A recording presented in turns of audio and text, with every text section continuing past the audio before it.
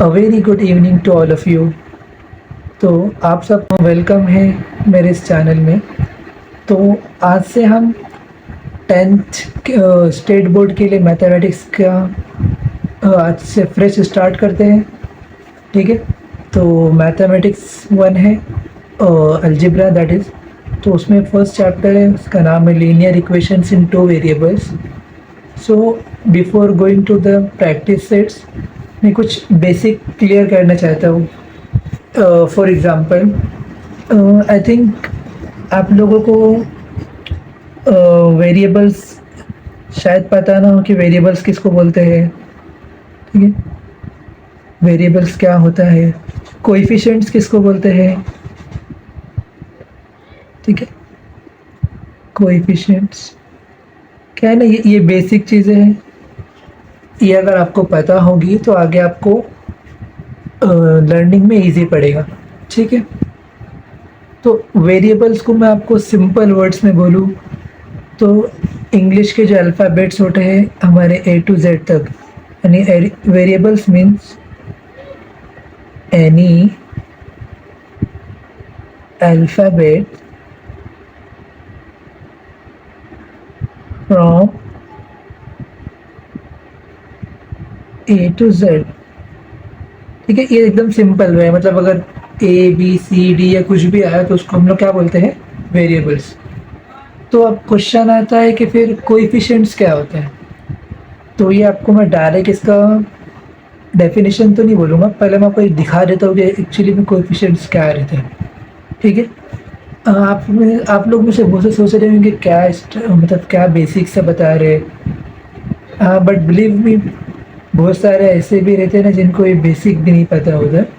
ठीक है, मैं तो सबको एक साथ कंसिडर करते हुए चलूँगा। तो अब फॉर एग्ज़ाम्पल मैंने लिखा हूँ 2x, और नेक्स्ट लिखा हूँ 9y, फिर 5z, 4a। ठीक है, तो जो भी वेरिएबल्स के साथ जो भी नंबर्स है, एनी नंबर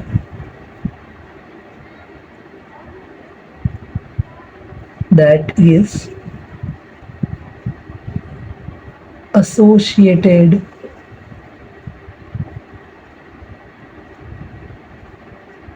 with variables।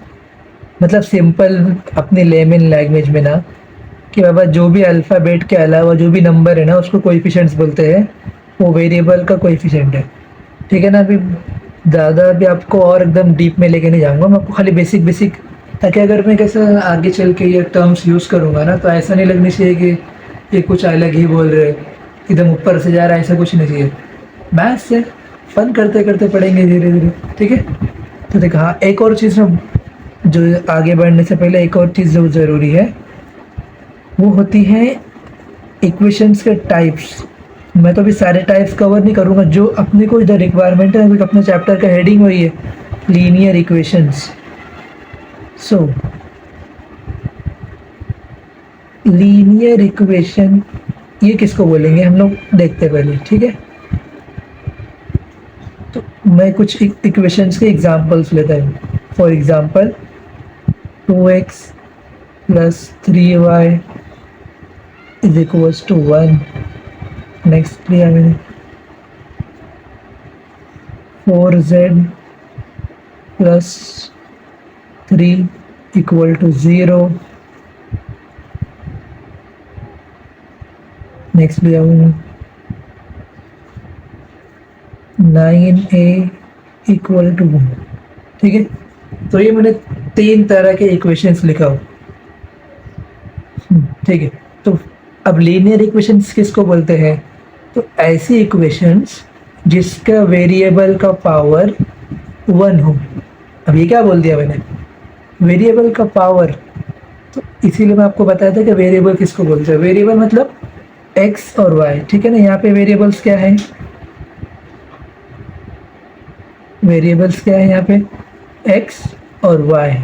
ठीक है, अब वेरिएबल्स का पावर, पावर मतलब होता है ये, इसके ऊपर की, अभी इसके ऊपर क्या है, कुछ भी नहीं है, तो अब कुछ नहीं, मतलब बाय डिफ़ॉल्ट उसका क्या होता है, 1 होता है। तो इसका पावर कितना है, 1। ठीक है, सेम यहाँ पे वेरिएबल्स तो एक ही है ना, z, तो वेरिएबल लिखता हूँ मैं। वेरिएबल क्या है, z। इसका कुछ पावर दिख रहा है आपको, 1 2 3 4। तो अब कुछ नहीं है, मतलब तो बाय डिफ़ॉल्ट क्या होता है, 1 होता है। ठीक है, इसका क्या है, पावर 1। सेम यहाँ भी वेरिएबल, वेरिएबल क्या है यहाँ पे, a। अब उसके ऊपर कुछ नहीं, मतलब बाय डिफ़ॉल्ट उसका पावर क्या रहेगा, 1। ठीक है, तो ऐसी सारी इक्वेशंस जिसके वेरिएबल का पावर 1 होता है उसको क्या बोलते हैं हम लोग, लीनियर इक्वेशंस। मैं जो भी आपको डेफिनेशन लिखा रहा हूँ ना, शायद आपको टेक्स्ट बुक में भले ना मिले, बट ये आपके अंडरस्टैंडिंग के लिए। ठीक है, तो any equation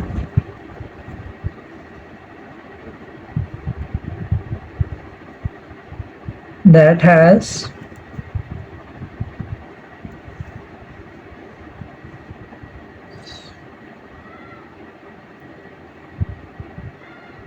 power of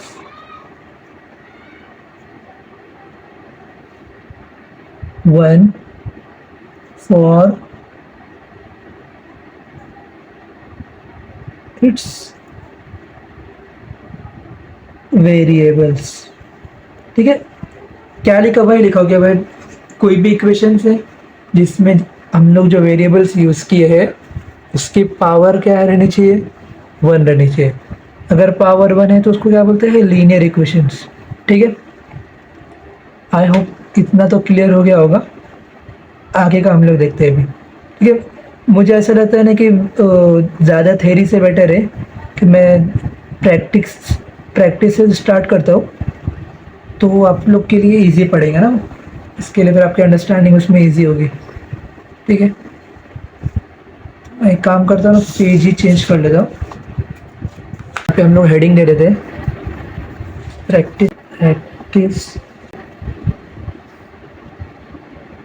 practice set 1.1। ठीक है, तो आप लोग भी जब सॉल्व करने बैठे हो ना, तो पहले अपने सामने टेक्स्ट बुक लेकर रखना।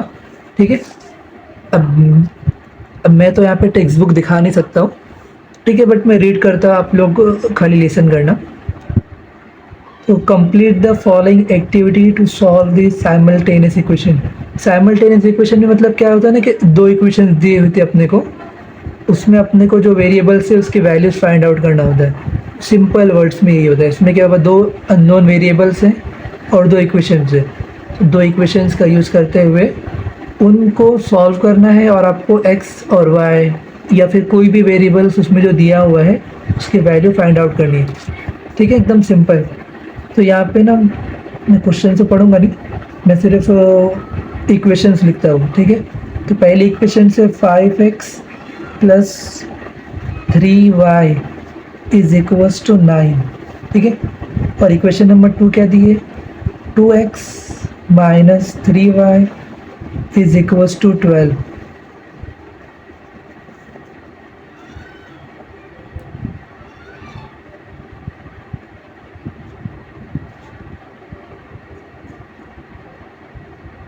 आई होप थोड़ा विजिबल हो गया होगा शायद। ठीक है, आई ट्राई माई बेस्ट कि मैं आपको अच्छे से सॉल्व कराऊँ। ठीक है, तो अब मैं यहाँ पे इसको करता हूँ सॉल्व सॉल्यूशन। ठीक, तो भाई सॉल्व करने का तरीका क्या है कि जो भी इक्वेशंस दी है उसको एज इट इज़ नीचे पहले लिखो, 5x plus 3y is equals to 9। और इक्वेशन नंबर 2 क्या है, 2x minus 3y is equals to 12। ठीक है, नाउ अब इन लोग को क्या देने का, इक्वेशन नंबर 1, इक्वेशन नंबर 2। ठीक, इतना क्लियर है। फर्स्ट स्टेप क्या है कि जो भी इक्वेशन दी हुई है ना उसको नंबरिंग देना है, मतलब उनको नंबर असाइन करना है। पहले तो एज इट इज़ सोल्यूशन में उतार देना है, उसके बाद उसको नंबरिंग करना है। ठीक है, इतना क्लियर हो गया। अब देखना है कि इस इक्वेशन में कौन सा वेरिएबल जो है वो variable with coefficients same same है, ठीक है। मतलब इन शॉर्ट के भाई 5x आ रहा है क्या, 3y आ रहा है क्या, या फिर 2x 2 बार 2x, मतलब दोनों इक्वेशंस में ऐसा देखना है कि या तो ये 5x रहनी चाहिए या फिर 3y रहनी चाहिए, ठीक है। अब यहाँ पे यहाँ हमारे केस में कैसा है कि 3y सेम आ रहा है, ठीक है। अब हमको क्या मेन ये ढूंढना है कि एक सेम मिलना चाहिए। अगर सेम रहा तो ठीक है, नहीं रहा तो हम उसको सेम बनाएंगे मल्टीप्लाई करके, ठीक है। तो अभी ज़्यादा लोड लेने की ज़रूरत नहीं है, अभी सिर्फ जितना बोला बस उतने से खाली उतने पे ध्यान दो कि अपने को सिर्फ ढूंढना है कि भाई कोई एक सेम मिला गया, तो यहाँ पे अपने को एक समझो मिल गया है ना, समझो क्या मिल ही गया, 3y सेम, ठीक है। अब नेक्स्ट चीज़ क्या करना है हमको, उनके जो साइन है वो देखना है, जो ऑपरेटर्स है ना उनसे पहले जो लिखे हुए, जैसे अभी ये यहाँ पे साइन कौन सी है, अब यहाँ पे देखो यहाँ पे क्या है प्लस है, पहले इक्वेशन में क्या है प्लस, और इक्वेशन नंबर 2 में क्या है माइनस है, ठीक है। अब आप लोगों को ये रूल तो मालूम रहेगा ना कि प्लस माइनस क्या होता है, देखो प्लस प्लस प्लस होता है, माइनस माइनस प्लस होता है, नहीं एक भी अलग आएगा तो क्या होता है माइनस होता है, ठीक है ना। अगर मैं इसको क्या करूँ, अगर मैं ऐड करूँगा तो ठीक है, मैं पहले एक बार करते थे बताता हूँ। नाउ ऐड इक्वेशन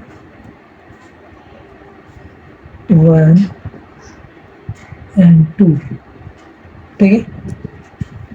अब ऐड करना है तो पहले इसको एज इट इज इधर नीचे कॉपी करेंगे, 5x + 3y = 9, और नेक्स्ट क्या है 2x - 3y = 12। अब एक बेसिक रूल होता है यहाँ पे ना, हम लोग को अगर दोनों की भी साइन अगर सेम हुई, दोनों की भी साइन सेम हुई तो इक्वेशन में हम लोग को माइनस करना होता है। यहाँ पे मैंने एडिशन किया हो ना, क्यों किया, क्योंकि यहाँ पे दोनों की साइन सेम नहीं है। अगर दोनों की भी साइन सेम होगी तो हमको क्या करना पड़ेगा, माइनस करना पड़ेगा। ये बेसिक सा रूल है, समझा। अगर डिफरेंट है तो प्लस, सेम है तो माइनस, सिंपल वर्ड। दोनों डिफरेंट रहे तो क्या करेंगे प्लस, और अगर सेम रही तो माइनस करना है, ठीक है ना। तो अब यहाँ हमारे केस में क्या है, दोनों पे अलग डिफरेंट है, क्या करेंगे हम लोग प्लस करेंगे।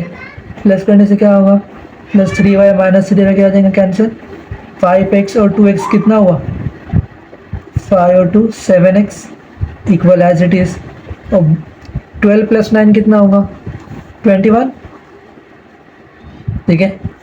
अब यहाँ पे क्या लिखा है 7x, क्या मैं 7x को ऐसे लिख सकता हूँ 7 × x = 21, ठीक है। अब एक मैथ्स का अपना बेसिक सा रूल है कि इक्वल टू के इस तरफ अगर प्लस है तो वहाँ पे जाके क्या बनेगा, इक्वल टू के उस तरफ जाके क्या बनेगा माइनस बनेगा, ठीक है ना। अगर यहाँ पे प्लस है तो यहाँ पे जाके माइनस, और अगर यहाँ माइनस है तो यहाँ पे जाके प्लस, मतलब अपोजिट बनता है। तो अगर यहाँ पे मल्टीप्लाई है तो इक्वल टू के उस तरफ जाएंगे तो क्या बनेगा डिवाइड, और अगर यहाँ पे डिवाइड है तो इक्वल टू के उस तरफ जाके मल्टीप्लाई होगा, ठीक है ना।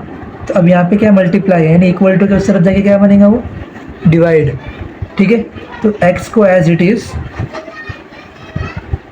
Equal to as it is, यहाँ पे मैंने लिखा 21 एज इट इज़ नाउ। अब यहाँ पे क्या मल्टीप्लाई में था तो इक्वल टू के इस तरफ गया तो क्या होगा ये डिवाइड होगा, ठीक है ना। तो अभी लोड मत लो, जितना समझ में आ रहा है फर्स्ट क्वेश्चन ना, धीरे धीरे अपने को एकदम क्रिस्टल क्लियर हो जाएगा, ठीक है ना। ठीक, जिसको समझ रहा है वेल एंड गुड, जिसको नहीं समझ रहा है उनको भी वेल एंड गुड है कि उनको भी मैं और अच्छे से समझाने वाला हूँ, ठीक है ना। अब इसको हम लोग सिंपल सा डिवाइड करेंगे, 7 × 1 = 7, 7 × 3 = 21। तो यहाँ पे ऐसे लिखेंगे हम लोग therefore x is equals to 3, ठीक है ना। जब भी वैल्यू आएंगी ना उसको सीधा रेक्टेंगुलर बॉक्स में डाल देने का। अब जैसे आपको x की वैल्यू मिलती है क्या करेंगे, आपको हमको क्या निकालना है, अब y भी तो निकालना है ना, क्योंकि साइमल्टेनियस इक्वेशन को सॉल्व करना मतलब कि उसमें जो दो वेरिएबल्स आए हैं उनकी वैल्यूज फाइंड आउट करना है, ठीक है ना। तो अब इसको क्या करेंगे, हम लोग इक्वेशन नंबर 3 देंगे, नहीं देंगे तो भी चलता है। अब क्या करना है हमको, पुट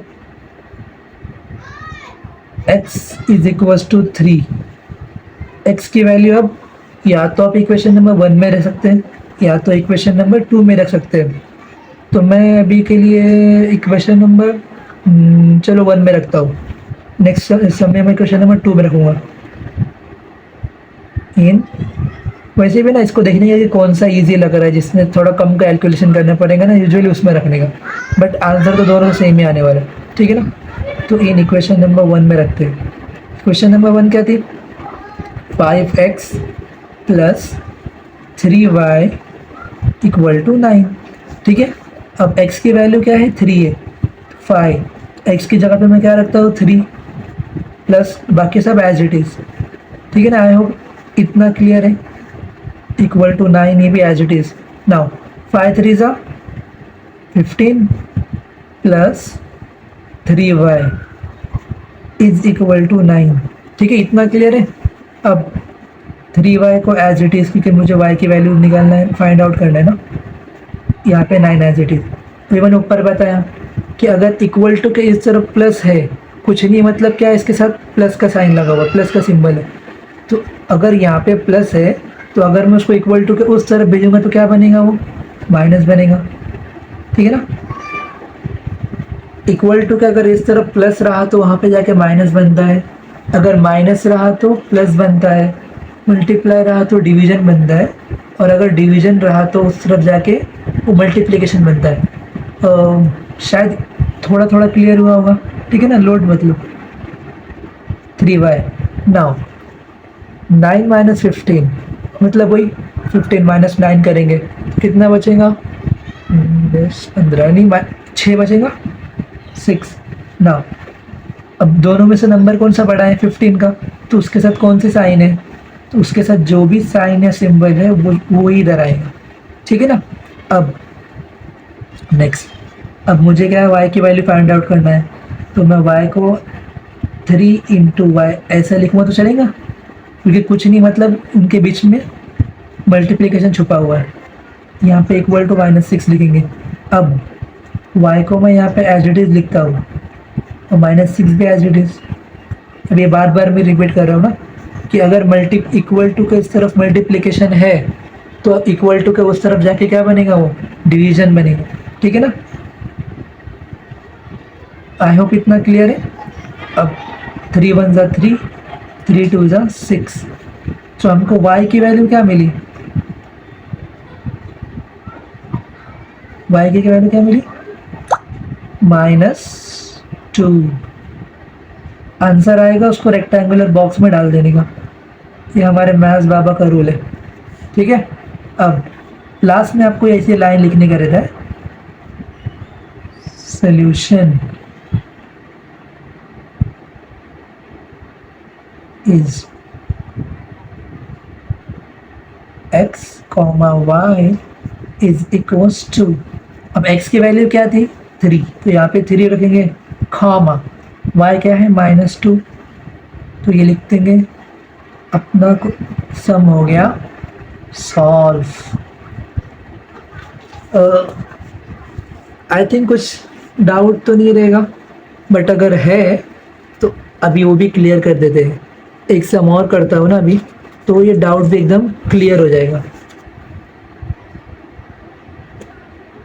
ठीक है ना। अभी हम लोग क्वेश्चन नंबर 2 की तरफ जाते हैं।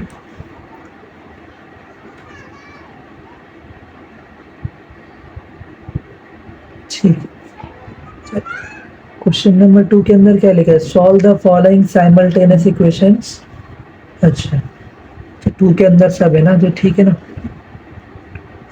इक्वेशंस में लिख रहा हूँ यहाँ पे, क्वेश्चंस आप लोग रीड करते जाओ बुक में से, वैसे मैं भी रीड ही कर रहा हूँ, खाली आप लोग सुनो बस ध्यान से।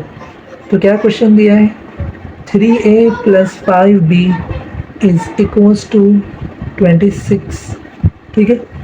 और दूसरा क्या दिया है, थोड़ा ऐसा ना प्रेजेंटेबल लिखो तो ऐसा देख के भी अच्छा लगता है ना, तो उसमें मार्क्स डिडक्शन का सवाल ही नहीं उठता है ना। क्वेश्चन नंबर 2 क्या है, a + 5b = 22। इतना क्लियर है, ठीक है। आई होप इतने में कोई डाउट नहीं होगा, मैं जस्ट खाली क्वेश्चन ही यहाँ पे नोट डाउन किया हूँ। अब करते हैं सोल्यूशन, एकदम चिंदी है ये सब, ठीक है ना, लीनियर इक्वेशन को सॉल्व करना। अब पहला स्टेप क्या बोला था मैंने, इक्वेशन को एज इट इज़ आपको यहाँ पे उतारना है, ठीक है ना, कॉपी करो बस। तो 3a + 5b = 26, ठीक है। और दूसरा क्या आएगा, a + 5b = 22। I hope it's very clear to you. If it's not, make sure you can ask me doubt as many times as you want. I am here to help you. ठीक है ना, थोड़ी English बोलनी पड़ती है। तो ये क्या है, इक्वेशन नंबर 1, और ये क्या है, इक्वेशन नंबर 2, ठीक है ना। इतना क्लियर हुआ, ठीक है ना। अगर क्लियर है तो कमेंट में सब वहाँ पे आप मैसेज लिख सकते हैं कि एकदम क्रिस्टल क्लियर, ठीक है ना। अगर कुछ डाउट हुआ तो बिंदास कमेंट करो, ठीक है ना। अब हम लोग आगे बढ़ते हैं। अब मैंने क्या बोला था, इक्वेशंस लिखने के बाद पहला काम क्या है, हम लोग को ढूंढना है कि कौन सा वेरिएबल विथ कोएफिशिएंट सेम है, मतलब 3a 3 है, 5b 5b, ऐसा ढूंढने की जो दोनों इक्वेशंस में कोई तो एक सेम मिलेगा, ठीक है ना। अगर सेम नहीं मिला तो हम लोग सेम बनाएंगे, बट अब दोनों केस में हम लोग लास्ट सम में भी देखा था कि हमको सेम मिला था, और ये वाले सम में भी सेम मिला हुआ है। कोई नहीं, आगे बढ़ते हैं।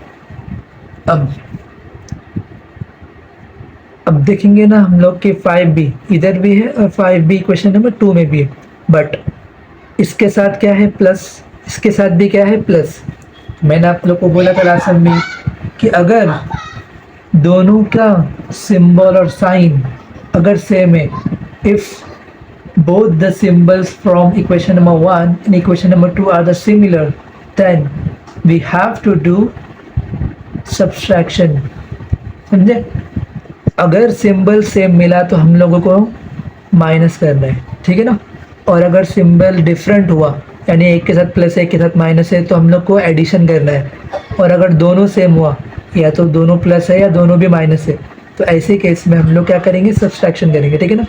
यहाँ पे क्या है, सेम है, क्या पका रहा है बोलते ना, ठीक है। तो हम लोग क्या करेंगे, सब्सट्रैक्ट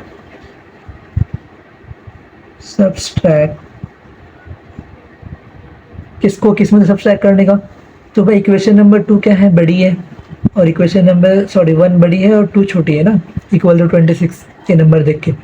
अब या तो ऐसे भी लिख सकते हैं कि subtract equation number 2 from equation number 1, और सेफर साइड के लिए हम लोग क्या लिखते हैं, subtract equation number 1 and equation number 2। ये भी एक वे है। और आप ऐसे भी लिख सकते हैं कि भाई किसको किस में से सब्सट्रैक्ट करना है। अभी क्या लिखा हूँ मैं कि भाई मैं सब्सट्रैक्शन कर रहा हूँ ये दोनों इक्वेशन में से, ठीक है ना। मेन कैसे सब्सट्रैक्ट वर्ड इम्पॉर्टेंट है, ठीक है। अब मैं इक्वेशन नंबर 1 जो है उसको पहले लिखूँगा, 3a + 5b = 26। Now a + 5b = 22, ठीक है। अब क्या कर रहे हैं हम इन लोग का सब्सट्रैक्शन कर रहे हैं, ठीक है ना। अब सब्सट्रैक्शन का एक क्या रूल होता है कि जो नीचे के हैं उसका सिंबल चेंज करने का रहता है, उसके साइन। जैसे भी यहाँ पे एक के साथ क्या है, प्लस है ना, कुछ नहीं मतलब क्या है, प्लस है, तो ये प्लस को क्या करने का, माइनस, ठीक है ना। जब भी इक्वेशंस के आप लोग सब्सट्रैक्शन करते हैं ना, तो जो नीचे की इक्वेशन है उसकी सिंबल चेंज करने का रहता है, ठीक है ना। ये भी प्लस इसको क्या करेंगे माइनस, यहाँ पे भी कुछ नहीं, मतलब क्या है प्लस है ना, प्लस को क्या करने का माइनस करने का। ठीक है, अब 3a माइनस ए, मतलब 3a में से 1a माइनस हो गया तो कितने बचेंगे 2a, 2a। इसके पहले पहले इसकी सिंबल कौन सा था, प्लस का था, लेकिन अब इसकी साइन या सिंबल दोनों सेम सेम चीज़ है। तो अब इसके साथ अब कौन सा हो गया है, माइनस हो गया है, यानी प्लस और माइनस, यानी प्लस 5b माइनस 5b। इसको अगर मैं ऐसे लिख के बताऊँ, ऐसा रहेगा प्लस माइनस, तो क्या हो जाता है, कैंसिल हो जाता है। ठीक है, प्लस और माइनस तो क्या हो गया, जीरो हो गया, तो उसको लिखने की भी जरूरत नहीं। इक्वल टू 26 माइनस 22, 26 में से 22 गए तो 4। ठीक है, अब 2a को मैं ऐसा लिख सकता हूँ ना, 2 into a equal to 4 as it is. अब यहाँ पे 2 किस में, मल्टीप्लिकेशन में, अगर इसको मैं वहाँ पे भेजूंगा तो इक्वल टू के इस तरफ भेजूंगा तो कहाँ पे जाएगा, ये डिवीजन में जाएगा। ठीक है, प्रैक्टिस करेंगे तो अब आ जाएगा धीरे धीरे। ठीक है ना, अब इसको हम लोग सिंपल सा डिवाइड करेंगे, 2 1 ज़ा 2, 2 2 ज़ा 4। सो हम लोग को a का वैल्यू क्या मिला, a इज इक्वल टू 2/1 मतलब 2।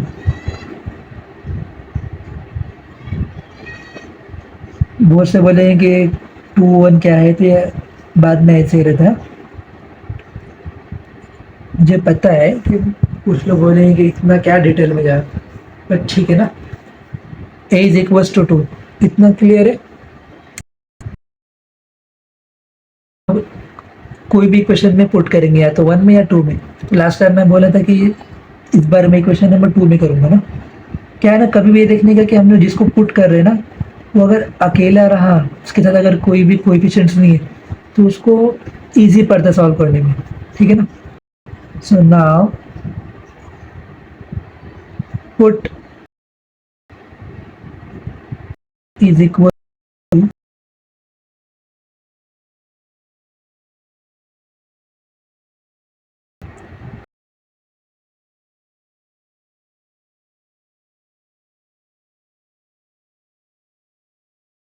Is equal to 22। आप लोग ना पहले सुन रहे ना, तो पहले एक बार सुन पूरा देख लो कि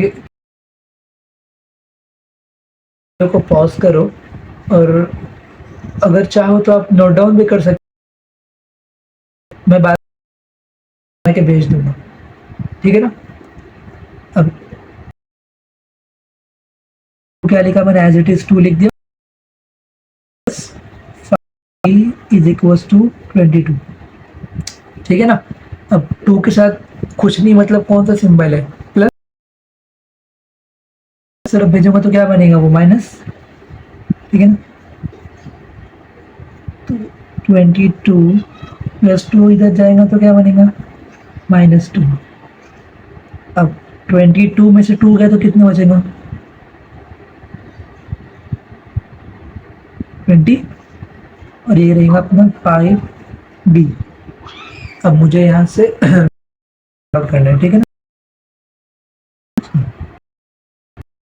5b इज इक्वल टू 20। ठीक है ना, अब मुझे b की वैल्यू फाइंड आउट करनी है, तो b को एज इट इज, ये 5 इक्वल टू के इस तरफ जाएगा तो क्या बनेगा, वो डिवीजन, 20 डिवाइड 5 4 ज़ा 20। इसको बाद में चाहे तो ऐसे लिखो, देयरफॉर b की वैल्यू क्या मिला हमारे को, 4।